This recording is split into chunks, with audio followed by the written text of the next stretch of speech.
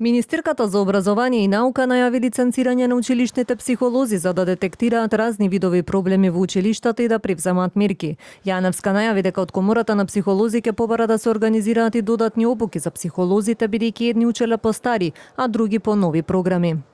Лиценцирањето на психолозите ќе се однесува за целокупната нивна работа, нема исклучоци, а јас ќе заморам Комората на психолози да организира додатни обуки за психолозите, бидејќи некои учеле по нови програми, некои по стари и тренинг е секогаш неопходен. Во однос на забраната за поседување мобилни телефони за време на наставата, Јаневска одговори дека во најголем дел од училиштата директорите и наставниците веќе превзеле мерки со кои на учениците им се одземаат телефоните и ги добиваат за време на одморите. Мобилните телефони за време на наставата им се одземаат на децата и тие ги добиваат назад за време на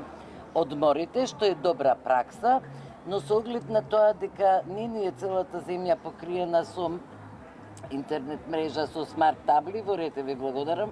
и со таблети, доколку наставникот процени дека е потребно да се употреби мобилниот телефон на децата, тогаш тој ќе даде посебна дозвола и сметам дека овој начин на справување со мобилните телефони во училиштата е добар. Инаку, другиот проблем е што учениците ги добиваат мобилните од родителите надвор од училиштата и тогаш тие неконтролирано се користат. По најавата за воведување дежурство на наставници во училишните ходници, пак и во дворовите за обезбедување мирна средина, Јаневска посочи дека не е нов облик и во некои училишта тоа функционирало, но дека проблемот е комплексен и треба да биде опфатен од повеќе страни.